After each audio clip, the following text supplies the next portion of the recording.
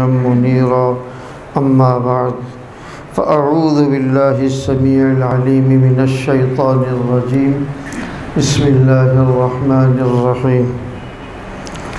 هو الذي أرسل رسوله بالهدى ودين الحق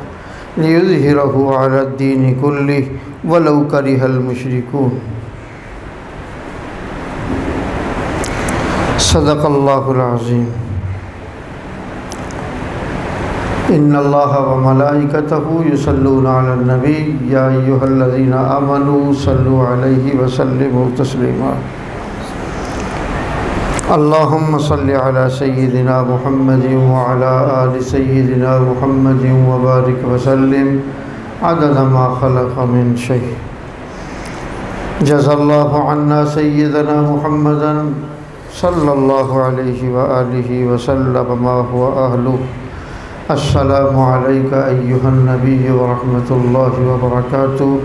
السلام علینا وعلی عباد اللہ الصالحین هو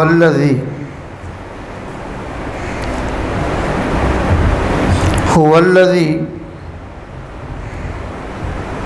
وہی تو ہے جس نے ارسلہ بھیجا رسولہ اپنا رسول بالہدا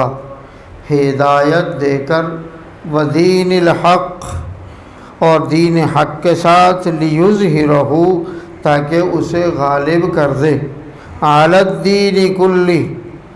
دنیا کے تمام مذہبوں پر ولو کرہا کتنا ہی ناگوار ہو المشرکون مشرکوں کو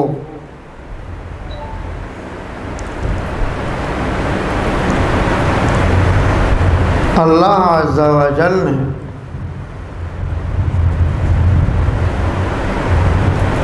سورۃ صف میں یہ ارشاد فرمایا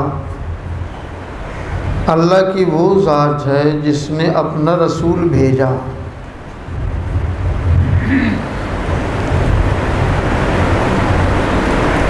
چونکہ رسول کا بھیجنا اللہ ہی کی ذمہ داری ہے قوموں کی رہبر و رہنمائی کرنا ان کو ہدایت پر گامزن کرنا ہدایت پر قائم کرنا اچھی راہ پر ٹکانا یہ اللہ ہی کی بس میں ہے اس کے لیے اللہ عز و جل نے سیدنا حضرت آدم علیہ السلام کی ذات گرامی سے لے کر تعیدم سیدنا محمد الرسول اللہ صلی اللہ علیہ وسلم کی ذات گرامی تک انبیاء علیہ السلام کو مبعوث فرمایا اور یہاں اس سورہ صف میں حضرت عیسیٰ ابن مریم کا ذکر خیر بھی ہے